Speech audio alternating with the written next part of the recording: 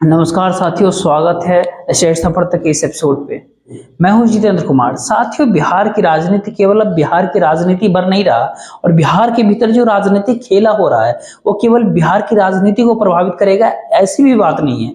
सच्चाई तो यह है कि दरअसल बिहार की राजनीति जेडीयू के सीएम नीतीश कुमार अगले एक दो दिन में क्या करेंगे और क्या खबरें चल रही है, अगर सारी खबरों को अगर सही माना जाए कुछ पल के लिए, तो सबसे पहले जो सवाल उठता है, आखिर वो बिहार के मुख्यमंत्री नीतीश कुमार जिन तक सीबीआई और ईडी नहीं पहुंच सकती, बिहार के वो मुख्यमंत्री वो नीतीश कुमार जिस नीतीश कुमार के ऊपर परिवारवाद और भ्रष्टाचार जैसे आरोप आसपास भी नहीं भटक पाया, उस नीतीश कुमार को आखिर हो क्या गया? आखिर वो कौन सी ऐसी साजिश के शिकार हो गए हैं? कौन सी वो राजनीतिक साजिश के शिकार है नीतीश कुमार कि नीतीश कुमार जिस इंडिया गठबंधन को खड़ा करने में, जिस इंडिया गठबंधन की बुनियाद रखने में अपनी ओर से काफी बड़ी भूमिका निभाते हुए दिखाई पड़ते थे, उसी इंडिया गठबंधन की कबर खोदने में भी नीतीश कुमार अपने तरफ से लगे पड़े हैं। आखिरकार क्या हुआ नीतीश कुमार को? दरअसल नीतीश कुमार के आसपास एक ऐसी चारू चौकड़ी खड़ी हो गई है, एक ऐसी चौकड़ी कहे कि जिसके बारे में ये कहा जाता है कि बिहार की राजनीति को नियंत्रित करने की मंशा जो है इस चौकड़ी के लंबे समय से था, लेकिन उस चौकड़ी कभी कामयाबी नहीं हो पाई। जनता दल यूनाइटेड समाजवाद के धारा के साथ चलने वाली पार्टी थी और इस पूरी पार्टी के भीतर चाहे एजेंडे के आधार पर आप देख लें, जातीय जनगणना का सेंसस, सभी जातियों के सभी समुदाय के सभी धर्मों को मानने वाले गरीबों को 2-2 लाख रुपए देने की उद्यमी योजना के बाद, आरक्षण बढ़ाने की बात, आरक्षण के दायरे का विस्तार गरीब छोड़ने तक करने की बात, सारे एजेंडे को जमीन पर उतारने वाली ये जेडीयू नीतीश कुमार ये पार्टी एक ऐसे दौर में, जिस दौर में इस देश का विपक्ष, इस देश की आम जनमानस लोकतंत्र बचाने की, संविधान बचाने की, नागरिक सेवाओं और नागरिक सुविधाओं की वृद्धि के साथ साथ नागरिक समाज को एक आज्ञा पालक समाज के भीतर तब्दील करने की, उस कवायद से बचने की एक ऐसी परिस्थिति का निर्माण करने की दिशा में आगे कदम बढ़ा रही थी। उस दौर में आखिर नीतीश कुमार को क्या सोचा कि नीतीश कुमार इस तरह से इंडिया गठबंधन के दामन छोड़कर नरेंद्र मोदी के साथ जाने के लिए तैयार हो गए। आखिर राष्ट्रीय जनता दल और जनता दल यूनाइटेड के बीच इतना कंफ्यूजन हुआ, तो क्या इसके लिए केवल राष्ट्रीय जनता दल और लालू परिवार ही इसके लिए जिम्मेदार होते हैं? आखिर इस बात को तो नहीं माना जा सकता कि नीतीश कुमार की अगर जिद है, अगर उनकी इच्छा है कि बिहार विधानसभा को भंग कर दिया जाए, लालू प्रसाद के परिवार सरकार गिरने की कीमत तक, उस हद तक जाकर के भी उस जिद को पूरा करने में या फिर उस इच्छा को पूरा करने में नाकामी प्रदर्शित कर रहा है। अब दरअसल बात इतना भरी नहीं है, बात तो ये है यहाँ तक कि नीतीश कुमार एक ऐसी चौकड़ी से घिर गए हैं जिस चौकड़ी के बारे में कहा जाता है कि बिहार की राजनीति में इस चौकड़ी का हमेशा से इच्छा रहा है कि अब पोस्ट नीतीश कुमार के बाद की परिस्थिति में भारतीय जनता पार्टी के भीतर अपने लिए सॉफ्ट कॉर्नर कैसे तैयार किया जाए, जनता दल यूनाइटेड को, जेडीयू को कैसे भारतीय जनता पार्टी के भीतर समय रहते हुए विसर्जित कर दिया जाए। इस सारी कवायद में इस चौकड़ी के लगे कि रहने की बात होती, कितनी लगी हुई है कितनी नहीं लगी हुई है ये तो खैर पूरा आम जनता बताएंगे, लेकिन सबसे पहले जिस चेहरे के सहारे और जिस चेहरे को आगे करके फ्रंट पे लाकर इस देश में उन सारी पार्टियों को एक ही मंच पे इकट्ठा किया गया, जहां पर इकट्ठा होने से लोगों को दिक्कत हो रही थी, तो उस परिस्थिति में आप साफ देख सकते हैं कि आखिर उसी चेहरे को नरेंद्र मोदी ने अपने पाले में ले जाने की योजना कैसे तैयार किया, या 1-2 दिन में ये योजना कामयाब होने जा रहा है क्या वास्तव में ऐसा है, ये देखना आपको भी है। और इन सारे सवालों के पीछे और इन सारे सवालों का जिक्र करने से पीछे 1-2 दिन में क्या होगा, इन सारे सवालों को ढूंढने से पहले, इन पड़ताल करने से पहले उन चेहरों को ढूंढना जरूरी है जो चेहरे इस कवायद में थे कि नीतीश कुमार को भारतीय जनता पार्टी के साथ जोड़ा जाए। आखिर नीतीश कुमार क्यों चले गए? एक मतलब बड़ा नेता, कद्दावर नेता, सीरियस पॉलिटिशियन, करीब 40 सालों से 4 दशकों से संसदीय व्यवस्था का हिस्सा रहने वाला नेता, बड़े नेता, इस तरह से मजबूर कैसे हुए? क्या 45 विधायक और इनकी इस तरह की परिस्थितियां इनके लिए जिम्मेदार है राजनीतिक में? इस तरह के अगले 2-4 दिनों में पूरा राजनीति साफ हो जाएगी, लेकिन आज जो हम आपसे बात करने वाले उन चेहरों की, जिस चेहरों ने नीतीश कुमार और भारतीय जनता पार्टी बीजेपी के भीतर कहीं ना कहीं सेतु बनने का काम किया, उस चेहरों ने वर्तमान दौर में ये कहा जाता है उन चेहरों के लिए कि ऊपर से तो नीतीश कुमार को संयोजक बनाने के लिए, कन्वीनर बनाने के लिए अलग अलग राजनीतिक दलों के कार्यालय और नेताओं तक दौड़ भाग करते हुए दिखाई पड़ते थे। और भीतर भीतर एक और खबर चलती है कि सारी की सारी चीजें भारतीय जनता पार्टी की तरफ नीतीश कुमार के ले जाने की बुनियाद तय करने में भी एक बहुत बड़ी भूमिका निभा रहे थे। पटना से दिल्ली की फ्लाइट पकड़ते थे, पटना से मुंबई की फ्लाइट पकड़ते और फिर पटना जाकर के ब्रीफ भी किया करते थे मीडिया के भीतर कि आखिर कन्वीनर बनने में अड़चने कहाँ हैं, आखिर इंडिया गठबंधन के भीतर सीट शेयरिंग क्यों नहीं हुआ रहा। इन सारे कवायद में जो चेहरे जुटे हुए थे, क्या वही चेहरे दोषी? इसका निर्धारण समय करेगा, आप लोग करेंगे। आखिर नीतीश कुमार किसके कहने पे गए? आखिर लोकसभा की महत्वाकांक्षाओं को पूरा करने के लिए, लोकसभा पहुंचने के लिए, अपनी महत्वाकांक्षाओं को पूरा करने के लिए जनता दल यूनाइटेड को बीजेपी के पास ले जाया जा रहा है। या इस तरह की खबरें चल रही है कि नीतीश कुमार बीजेपी के साथ जा रहे हैं, तो उसका खंडन क्यों नहीं किया जा रहा? कुछ नाम आते हैं, एक एक करके आपके सामने वो नाम पढ़ते हैं। एक तो काफी बड़े संवैधानिक पद पे, उनके बारे में क्या बात करें।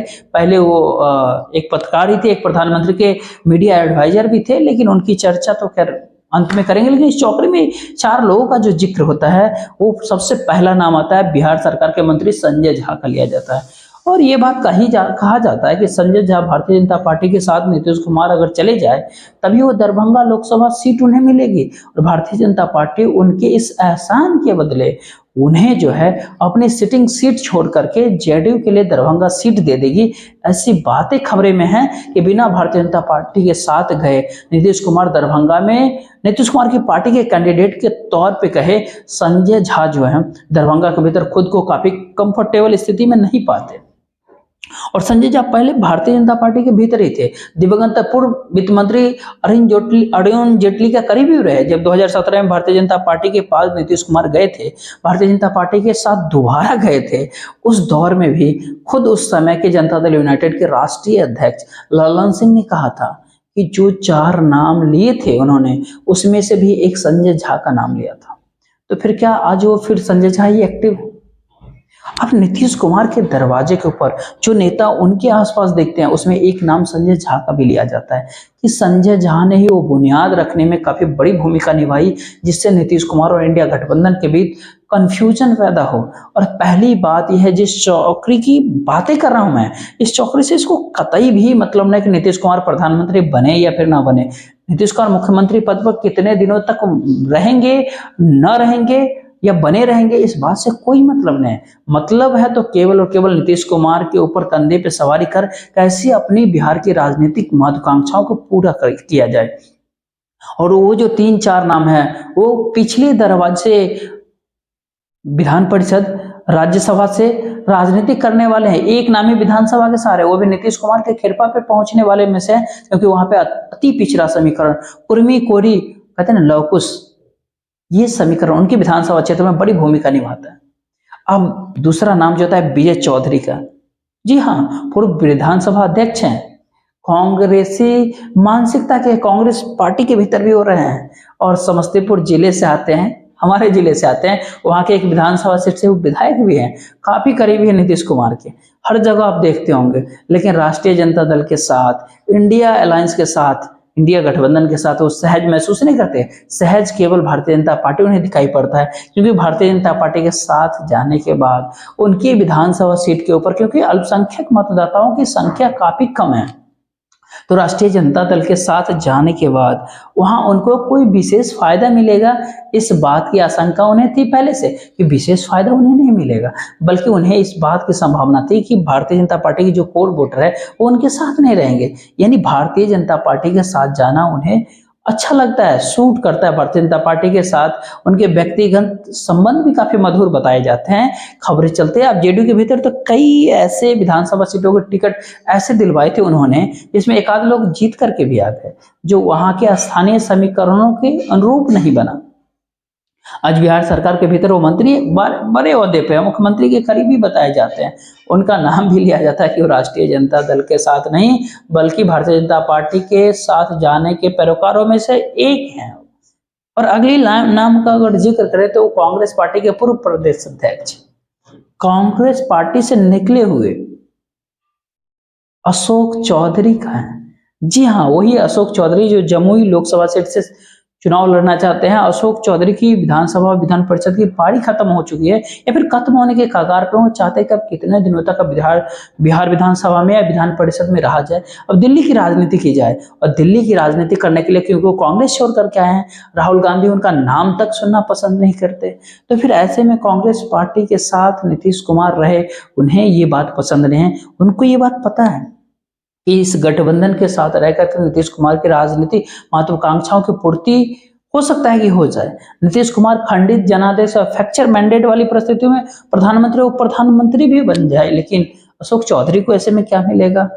राहुल गांधी तो उन्हें कुछ बनने तक नहीं देंगे, और सांसद अगर बन भी गए तो, और पहली बात अगर सांसद बनने में उनके अवरोध है, पहली तो यही बात है।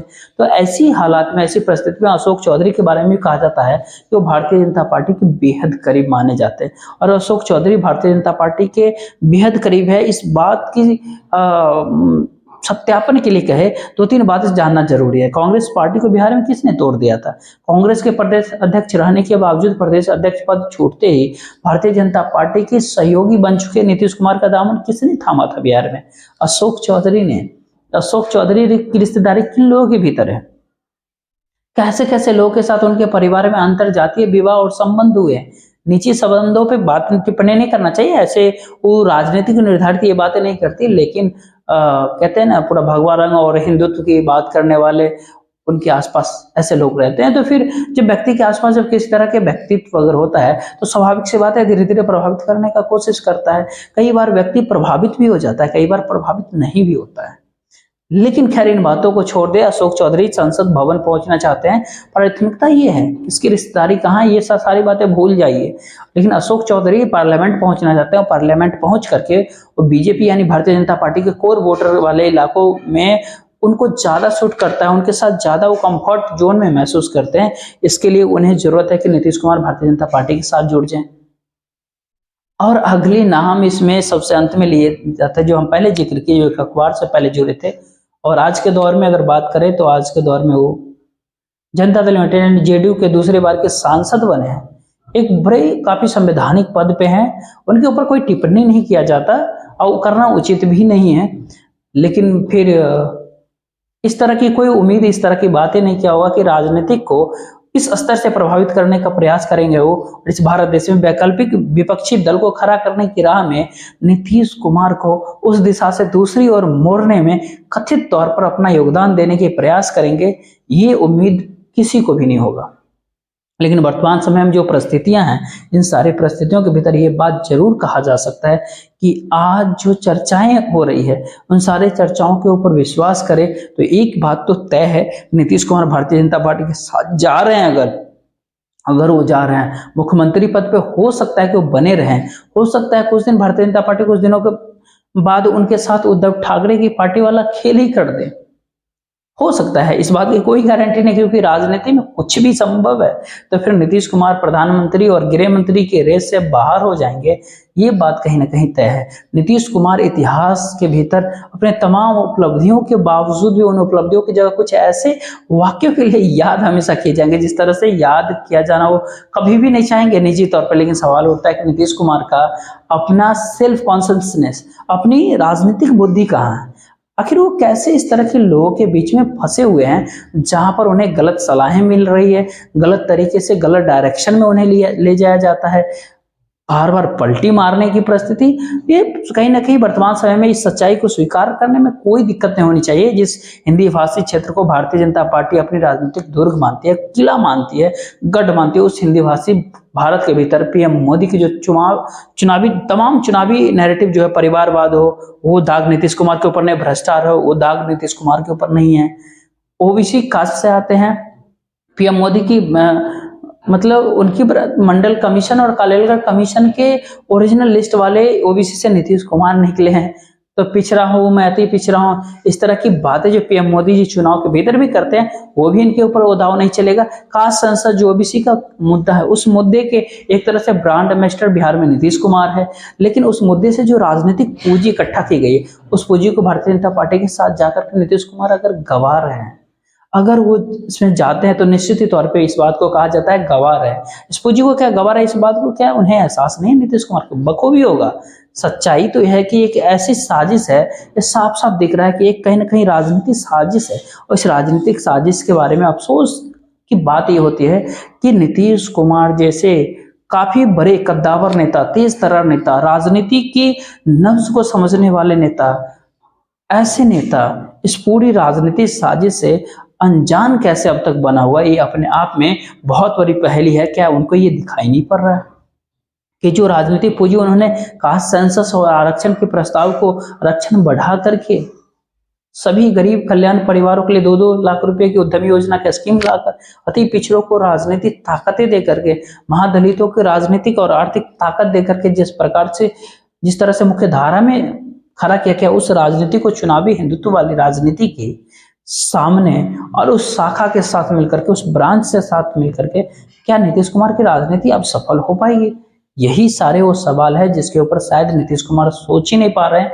तभी बाजार में इतना कंफ्यूजन फैलता है और तभी अगर इन सारी चर्चाओं को अगर सच माने तो 1-2 दिन में बिहार के भीतर राजनीतिक का पूरा पलटा पलटी का पूरा खेल हो जाएगा। देखते रहिए नीतीश कुमार की क्या स्टैंड होता है। फिलहाल के लिए हमें दीजिए इजाजत।